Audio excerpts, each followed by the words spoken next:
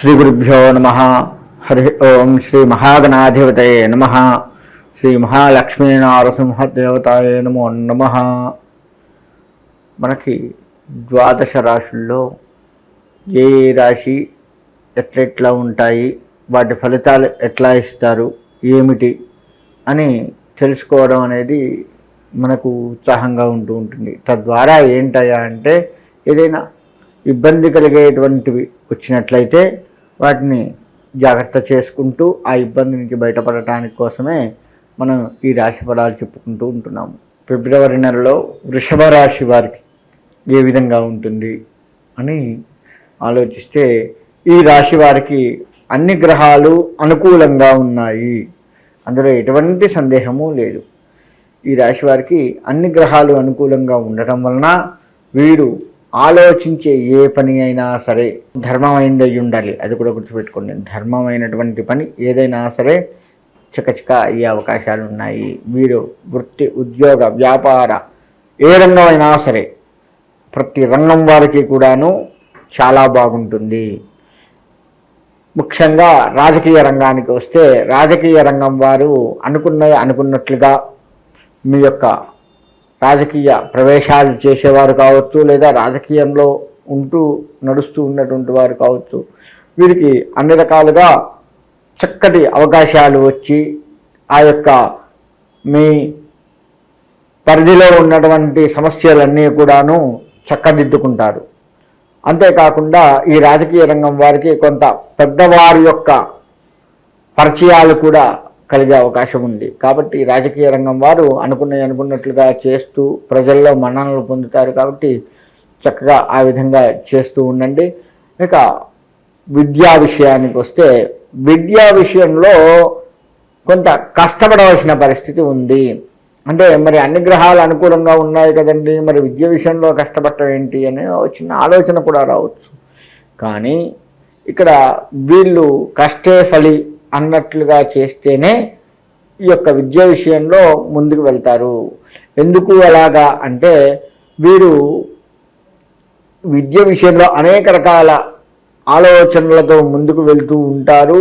ఇవి ఆ ఆలోచనలు ఒక్కొక్కసారి తారుమారవుతూ ఉంటాయి. కాబట్టి ప్రతిదీ కూడా ఎక్కువగా చదువుకుంటూ, చదువు విషయంలో ఎక్కువగా చదువుతూ కష్టపడినట్లయితే ఖచ్చితంగా మంచి విజయాన్ని ఈ విద్యారంగం వాళ్ళు చేజిక్కించుకుంటారు. ఇక ఉద్యోగ విషయానికి వస్తే, వీరికి బదిలీలు ఉంటాయి, అవి కూడా అనుకూలంగా ఉంటాయి. మీరు ఎక్కడికి వెళ్ళినా సరే మీ పేరు మంచి వాళ్ళు, వీరు ఫలానా ఆమె వచ్చింది, చాలా మంచిది, మంచిగా అక్కడ బాగా చేసిందట, మంచి పేరుంది ఆమెకి అని అట్లా. మగవారైతే వారు అలా తను వచ్చారు, తను ఇంతకు ముందు చేసిన దగ్గర కూడా మంచిగా చేశారు, మళ్ళీ మన దగ్గరకు వచ్చారు అని మీతో మంచి స్నేహభావంతో కూడుకొని ఉంటుంది. బదిలీలలో కూడా కొత్త చోట మీతో స్నేహభావానికి ఎక్కువగా ముందుకు వస్తూ ఉంటారు. కాబట్టి బదిలీలు అవుతాయి అని భయపడవలసిన పని లేదు. మీకు అక్కడ కూడా అనుకూలమైనటువంటిది కనపడుతూ ఉంది. కాబట్టి చక్కగా ఈ బదిలీ ఉద్యోగాల వారు ముందుకు వెళ్ళొచ్చు. ప్రమోషన్లు వచ్చే అవకాశం ఉంది. కాబట్టి అది కూడా ఆలోచించుకోండి. తర్వాత వ్యవసాయ రంగానికి వచ్చినట్లయితే, వ్యవసాయ రంగం వారు వేసిన పంట చక్కగా ఉంటుంది. దాని గురించి ఆందోళన చెందవలసిన అవసరం లేదు. మీ పంట మీరు కొత్తగా వేసినా, ఆల్రెడీ వేసి నడుస్తూ ఉన్నటువంటి పంట అయినా కావచ్చు, ఎలా ఉన్నా సరే ఆ పంట విషయంలో ఇబ్బంది కలగదు. కాబట్టి పంట గురించి ఆలోచన మానేసి చక్కగా మీ కుటుంబంతో హాయిగా గడుపుతూ ఉండండి. అట్లనే పంట గురించి ఆలోచన మానేయమన్నాం కదా అని నీళ్లు పెట్టే దగ్గర నీళ్లు పెట్టకపోవడము, అసలు గురువుగారు చెప్పారు కదా అని చెప్పేసి పొలానికి వెళ్లకుండా ఉండడం చేయకూడదు.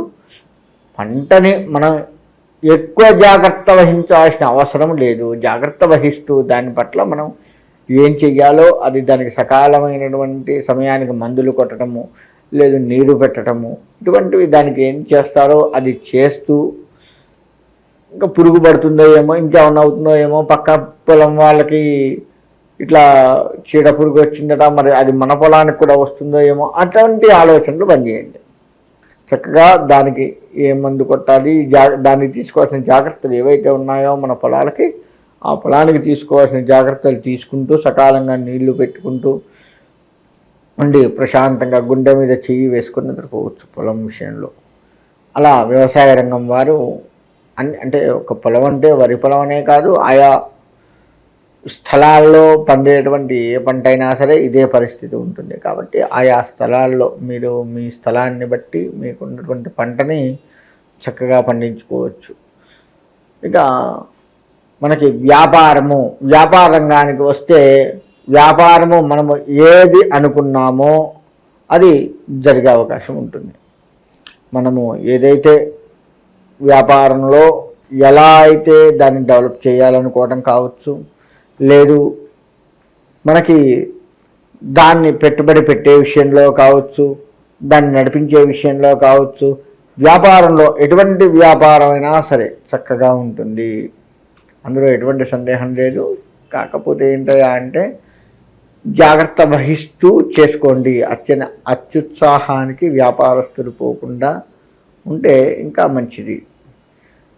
రియల్ ఎస్టేట్ రంగానికి వచ్చినట్లయితే వీరు ఎక్కడికి వెళ్ళినా ఏ స్థలంలో మనము ల్యాండ్ తీసుకున్నా దాన్ని కొంత లాభదాయకంగా కనపడుతుంది తద్వారా. కాబట్టి స్థలాల విషయంలో చక్కగా ఆలోచించుకోండి. మీరు ఆలోచించేది మంచిదే అయినప్పటికీ కూడాను ప్రభుత్వాలు చేసేటువంటి మార్పులు ఏవైతే ఉన్నాయో దాన్ని ఆలోచిస్తూ ఆ యొక్క విషయంలో ప్రభుత్వం చేసేటువంటి మార్పుల విషయాన్ని దృష్టిలో పెట్టుకొని స్థలాలు తీసుకోవడం ఉత్తమం. కాబట్టి ఆ విధంగా ముందుకు వెళ్ళినట్లయితే ఈ రాశి వారికి రియల్ ఎస్టేట్ రంగంలో కూడా చక్కటి పేరు, చక్కటి వాతావరణం ఏర్పడే అవకాశం ఉంటుంది. ఇంకా ఈ రాశి వారు శివాభిషేకం ఎక్కువగా చేయండి. శివాభిషేకాన్ని కనుక చేసినట్లయితే మంచి మంచి అవకాశాలు మన దగ్గరికి వచ్చే అవకాశం ఉంటుంది. అది ఎప్పుడు చేయాలి శివాభిషేకం మరి అంటే ఈ నెలలో వచ్చే ఆరుద్ర నక్షత్రం, ఫిబ్రవరి నెలలో వచ్చేటువంటి ఆరుద్ర నక్షత్రం రోజు ప్రతి సోమవారము మరియు పౌర్ణమి రోజు ఇలా చేస్తూ ఉండండి. తప్పకుండా మంచి జరుగుతుంది. పౌర్ణమి, ఆరుద్ర నక్షత్రము, సోమవారము. ఎన్ని సోమవారాలు వస్తాయి? 4 లేక 5. ఈ 5 సోమవారాలు లేదా 4 సోమవారాలు చేస్తూ ఉండండి. ఆరుద్ర నక్షత్రం ఒకటే వస్తుంది, ఒకసారి వస్తుంది. పౌర్ణమి కూడా ఒకసారి వస్తుంది. కాబట్టి అవి కూడా చేస్తూ ఉండండి. రుద్రాభిషేకం, రుద్రుడికి సంబంధించినటువంటి అభిషేకాలు, అర్చనలు, ప్రదక్షిణ నమస్కారాలు ఇవి మిమ్మల్ని ఉన్న సుఖాన్ని నిలబెట్టే అవకాశం ఉంటుంది. అంటే సుఖాన్ని రావటం ఒక ఎత్తు, అది నిలబడటం ఇంకొక ఎత్తు. కాబట్టి మీకు వచ్చేటువంటి లాభాలు అలా నిలబడిపోయి ఉండాలి, కొంచెం కూడా కిందికి వెళ్ళవద్దు అని అనుకుంటే మాత్రం ఈ విధంగా చేయండి. తప్పకుండా మీకు మంచి జరిగే అవకాశం ఉంటుంది. శివాభిషేకాన్ని మాత్రం ఎట్టి పరిస్థితుల్లో ఈ రాశివారు మానవద్దు. అలా చేసుకున్నట్లయితే ఈ రాశివారు అన్ని రంగాల వారికి గ్రహాలు అనుకూలంగా ఉన్నాయి. గ్రహాలకి మూలం శివుడు కాబట్టి ఆయన్ని చేయమని చెప్పడం జరిగింది. గ్రహాలు అనుకూలంగా ఉన్నాయి. ఈ రాశిలో అందరూ కూడాను, అన్ని రంగాల వారు కూడాను భయపడవలసిన పని లేకుండా చాలా ప్రశాంతమైన మనస్సుతోటి వారి వారి వృత్తుల, ఉద్యోగ, వ్యాపార రంగాలు, వ్యవసాయ రంగాలు కూడాను ముందుకు వెళ్ళి ఆ యొక్క పరమేశ్వరుడి అనుగ్రహంతో సుఖంగా ఉండాలి అని కోరుకుంటూ సెలవు తీసుకుంటాం.